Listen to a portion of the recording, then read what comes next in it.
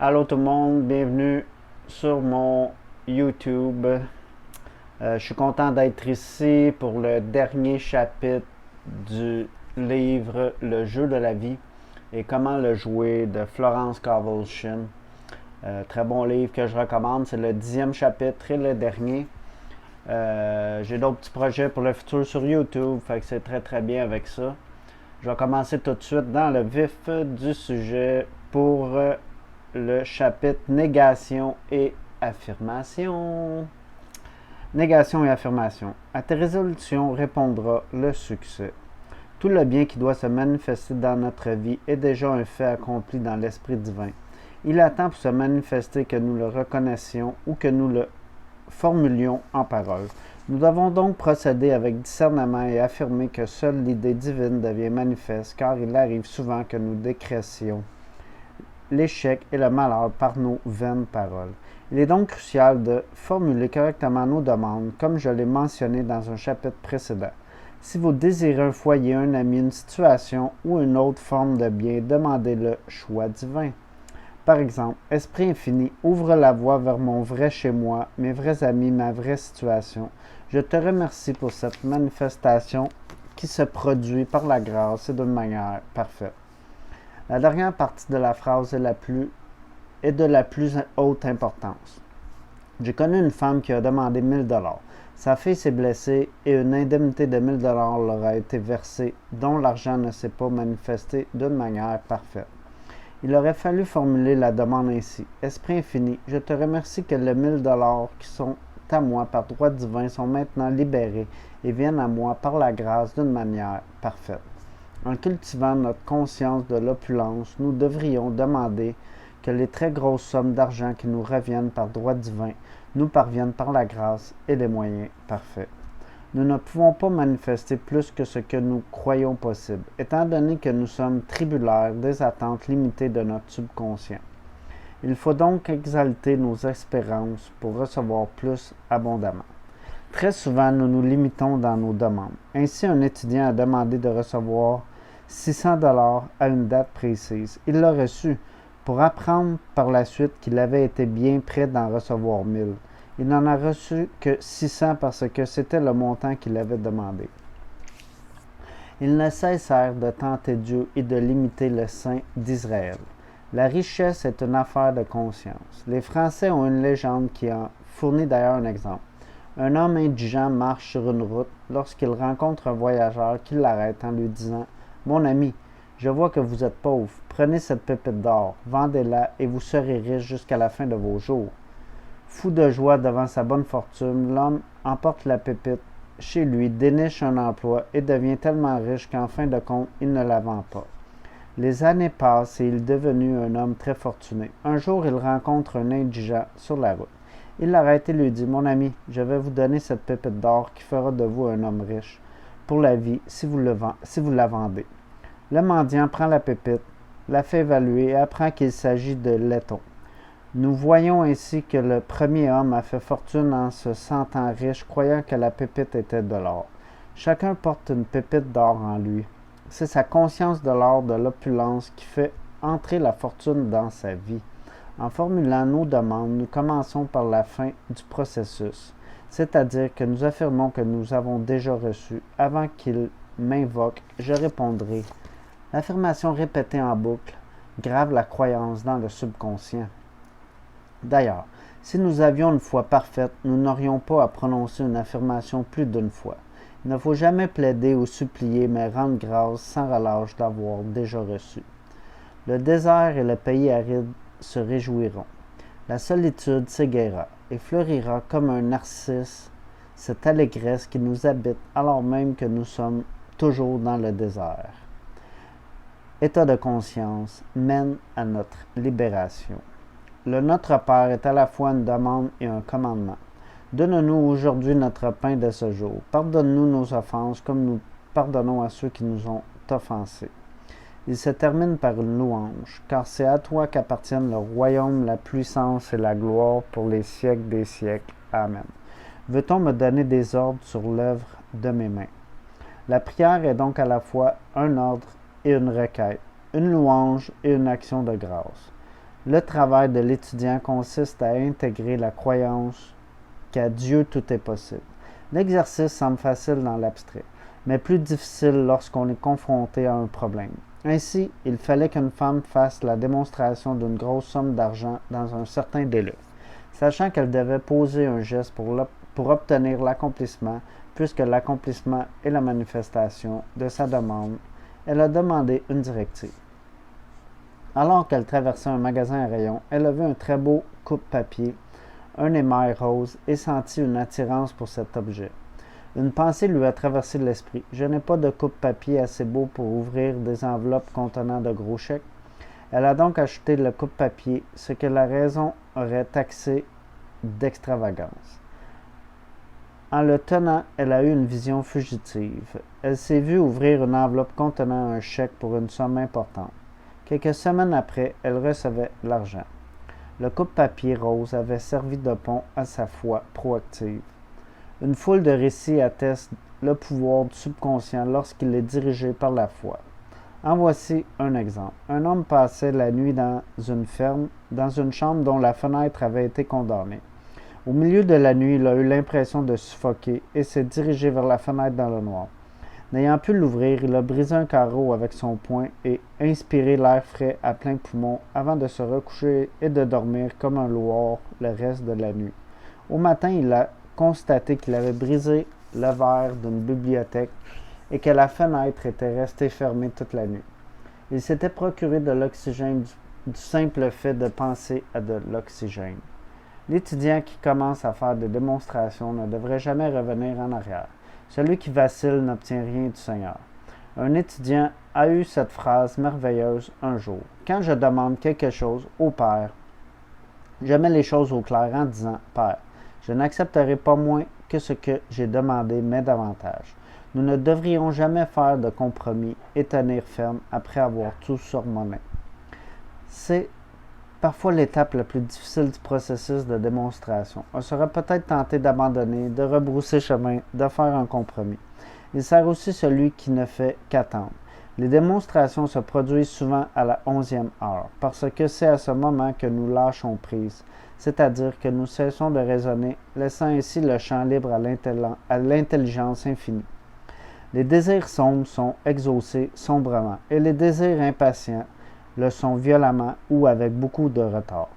Ainsi, une femme m'a demandé pourquoi elle égarait ou brisait toujours ses lunettes. Nous avons découvert qu'elle répétait toujours avec impatience qu'elle aimerait se débarrasser de ses lunettes, tant aux autres qu'à elle-même.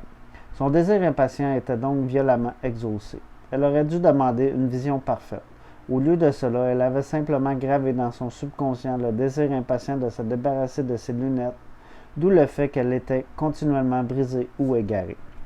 Deux attitudes mentales entraînent les pertes. Le manque d'appréciation, comme dans le cas de la femme qui n'estimait pas suffisamment son mari, et la peur de perdre qui crée une image de perte dans le subconscient. Quand l'étudiant sera capable de lâcher prise sur son problème, en se libérant de son fardeau, il obtiendra une manifestation instantanée. Ainsi, une femme sortie par un jour d'orage a vu son parapluie se retourner sous l'effet du vent.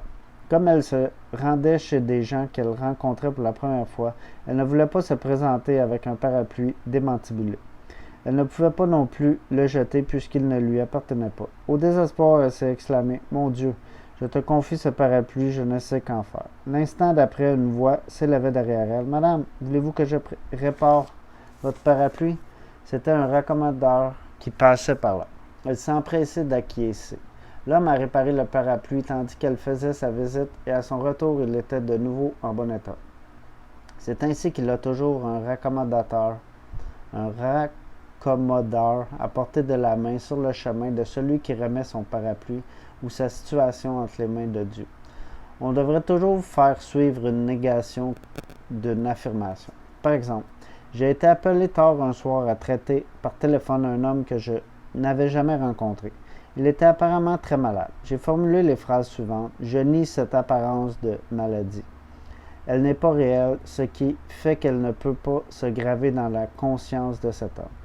Il est l'idée parfaite de l'Esprit divin, pure substance exprimant la perfection. Il n'y a ni temps ni espace dans l'Esprit divin. Par conséquent, la parole atteint immédiatement sa cible et ne revient pas sans effet. J'ai ainsi traité des patients en Europe et le résultat est instantané. On me demande souvent d'expliquer la différence entre la visualisation et la vision. La visualisation est un processus mental régi par la raison ou le conscient, tandis que la vision est un processus spirituel gouverné par l'intuition ou la supraconscience. L'étudiant devrait entraîner son mental à accueillir ces éclairs d'inspiration et travailler à décoder les images divines grâce à des directives précises. Quand l'homme est capable de dire qu'il ne désire que ce que Dieu désire pour lui, ses désirs fallacieux disparaissent de sa conscience et il reçoit un nouvel ensemble de plans du maître architecte, son Dieu intérieur. Le plan que Dieu a conçu pour chacun de nous transcende les limites de la raison. Il représente toujours le carré de la vie, c'est-à-dire la santé, la richesse, l'amour et l'expression parfaite de soi. Nombreux sont ceux qui se construisent un bungalow en imagination alors qu'ils pourraient se bâtir un palais. Si l'étudiant essaie de forcer la démonstration par le raisonnement, il en paralyse le mouvement. Moi, l'Éternel, je hâterai ces choses en leur temps. L'étudiant ne devrait agir qu'en suivant son intuition ou des directives précises, repose dans le Seigneur et attend patiemment. Espère en lui et il t'exaucera. J'ai vu la loi s'appliquer de la façon la plus étonnante qu'il soit. Ainsi, une étudiante m'a confié qu'elle avait absolument besoin de 100$ pour le lendemain. Elle devait honorer une dette d'une importance capitale. J'ai formulé une demande en disant que l'esprit n'était jamais en retard et que l'abondance était toujours à portée de la main. Le soir, elle m'a téléphoné pour me raconter qu'un miracle s'était produit. Elle m'a dit que l'idée lui était venue d'aller à la banque pour consulter certains documents dans son coffret de sûreté. Elle a sorti les documents et trouvé un billet de 100$ tout neuf au fond du coffret.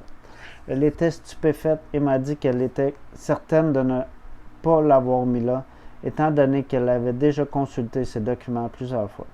C'était peut-être un exemple de matérialisation, comme Jésus-Christ avec les pains et les poissons. L'humanité atteindra un jour l'étape où son verbe se fera chair, c'est-à-dire se matérialisera instantanément. Les champs mûrs pour la récolte se manifesteront immédiatement, comme dans les miracles de Jésus-Christ. En lui-même, le nom de Jésus-Christ possède une puissance redoutable. Il représente la vérité manifestée. Il a dit, « Ce que vous demandez à mon Père, en mon nom, il vous le donne. » La puissance de son nom élève l'étudiant dans la 4e dimension où il est affranchi de toutes les influences astrales et psychiques et devient inconditionné et absolu comme Dieu lui-même est inconditionné et absolu. J'ai été témoin de nombreuses guérisons qui ont été accomplies grâce à l'emploi des mots au nom de Jésus-Christ. Le Christ est à la fois une personne et un principe. Le Christ en chacun de nous est notre Rédempteur et notre salut. Notre Christ intérieur est ce que nous sommes dans la 4e dimension, l'homme créé à l'image de Dieu et à sa ressemblance. C'est la partie de nous qui n'a jamais connu l'échec, la maladie ou le chagrin, qui n'est jamais né ou jamais mort, et jamais mort. C'est pour chacun de nous la résurrection et la vie. Nul ne vient au Père que par le Fils. Signifie que Dieu, l'universel, à l'œuvre sur le plan du particulier, devient le Christ dans l'homme. Et l'Esprit Saint signifie Dieu en action. C'est ainsi que chaque jour, nous manifestons la Trinité du Père, du Fils et du Saint-Esprit. L'humanité devrait faire de la pensée un art. Le maître penseur est un artiste qui prend soin de ne prendre que les desseins divins sur le canevas de son esprit. Il peint ses œuvres par touches magistrales, vibrantes de force et de décision dans la foi parfaite qu'aucune puissance ne peut altérer leur perfection et qu'elles manifesteront dans sa vie l'idéal devenu réalité. Nous avons reçu plein pouvoir, grâce à la pensée juste, de réaliser notre paradis sur terre. Et c'est là le but du jeu de la vie. Les règles sont simples, une foi inébranlable, la non-résistance et l'amour. Puisse chaque lecteur s'affranchir de ce qui l'a maintenu en esclavage depuis des siècles, de ce qui s'est dressé entre lui et son bien. Puisse-t-il connaître la vérité qui l'affranchira et le rendra libre d'accomplir sa destinée, d'inviter la manifestation du dessein divin de sa vie, de la santé, de la fortune, de l'amour et de l'expression parfaite de ce qu'il est. Soyez transformés par le renouvellement de votre esprit. Très bon livre. En plus, à la fin, il y a des négations, fait que je vous les lirai pas. Je vous invite à acheter le livre, ceux qui ont suivi les 10 chapitres que j'ai lus. Très bon chapitre qui explique la manifestation. C'est une belle conclusion pour un livre. Ça l'explique beaucoup métaphoriquement comment créer sa propre richesse, comment lâcher prise, comment laisser justement à Dieu, comment les images fonctionnent, comment la visualisation, la différence entre la visualisation et la vision. La visualisation qui est juste une pratique qu'on peut tous et toutes travailler ou pratiquer à tous les jours, visualiser son futur, visualiser comment qu'on se voit, se visualiser dans sa maison parfaite pour soi, comment Dieu le voit pour nous avec ces belles affirmations-là, dans le fond. Puis la vision qui est, comme l'éclair qu'a dit, c'est une pensée qui arrive à soi, puis une vision qu'on a à ce moment-là, qui est en parfaite harmonie avec l'intuition. J'ai adoré le chapitre, on peut en parler pendant un petit bout. Elle donne ses exemples justement avec les personnes qui sont impatientes. On l'est tous impatients de voir les changements, surtout si ça fait des mois qu'on attend notre miracle dans notre vie. C'est sûr qu'on devient impatient. Comme elle dit la 11e heure, c'est là que la manifestation s'opère parce qu'on lâche prise, mais c'est ça, il faut lâcher prise le plus tôt possible. Se connecter justement avec son higher self, son soi supérieur. Puis justement, tes émotions, puis ton cœur, pour moi, mon cœur, quand il rétrécit, je sais que je suis pas en harmonie justement avec la pensée de mon higher self qui a de quoi de plus grand pour moi. Puis quand mon cœur s'ouvre et léger, je sais que je suis plus en harmonie avec. Je ne dis pas que la manifestation arrive toujours là, sur le moment, instantanément, mais elle devrait arriver. Puis plus que je travaille là-dessus, puis plus que je continue le lâcher prise. Dans le fond, c'est continuer. Parce que ça se peut que dans 6 heures, je reviens, puis là, je revois mon appartement, puis je suis pas heureux dans mon appartement, puis tu sais, ça va me fâcher. Là, se calmer, se reconnecter avec son higher self, laisser venir. Tu peux demander pourquoi, qu'est-ce que tu penses mon higher self, qu'est-ce que tu penses mon moi supérieur, c'est quoi ta pensée, pourquoi ma pensée n'est pas comme toi. Tu sais, questionne ton higher self, puis les réponses vont venir à toi. Puis tu vas déjà t'alléger, tu vas déjà te calmer, puis retourner sur justement dans la voie de ton abondance ou la voie de ta réalisation ou de ton souhait ou whatever, comment tu appelles ça, ça n'a pas d'importance. Tant que tu arrives au résultat escompté, c'est ça qui est important. Je crois. Est-ce que j'ai autre chose à parler de ce sujet? Mais c'est un livre magnifique, j'ai adoré tous les chapitres. Il n'y a pas juste ce chapitre-là qu'on peut parler de ce chapitre-là. Puis oui, le négation et affirmation, le dernier chapitre, on peut dire qu'il renferme tous les autres chapitres parce que il va un petit peu toucher à tous les autres chapitres et aux autres exemples des autres chapitres. Mais très bon livre que je vais justement commencer à suivre. J'avais dit que sur TikTok, là, il me reste un petit projet à finir sur TikTok, sûrement écrire des ces belles affirmations qu'il y a là-dedans, puis ces négations de la fin aussi que je vais lire justement après. Je vais vous en lire une juste pour vous le montrer, puis allez acheter le livre, il y en a plein. C'est un petit livre que tu gardes dans tes poches, un petit livre de poche que tu gardes tout le temps. Fait que la fin, c'est ça, négation et affirmation, il y en a plein. Puis pour la prospérité, pour les conditions harmonieuses, pour des conditions harmonieuses, il y en a 2. Pour la foi, pour des conditions harmonieuses, un autre. Pour la santé, pour une bonne vision, pour être guidé, pour une bonne ouïe. Pour un travail satisfaisant.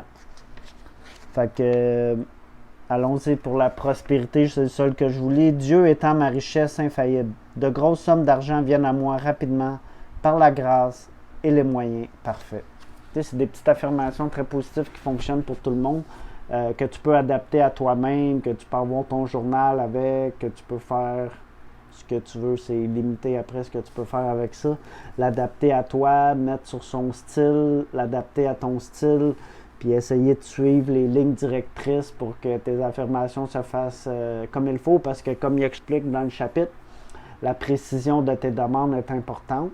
Parce que si tu demandes vaguement, tu vas recevoir vaguement. Tu vas le recevoir, mais tu vas le recevoir justement par un malheur, par ci, par ça, par pas toujours les bonnes choses comme tu le veux, mais si tu le demandes toujours par le plan divin, puis avec la foi, puis avec dans le bon, pour le bon, la belle utilité ou la bonne utilité, ça va arriver à toi de la bonne manière.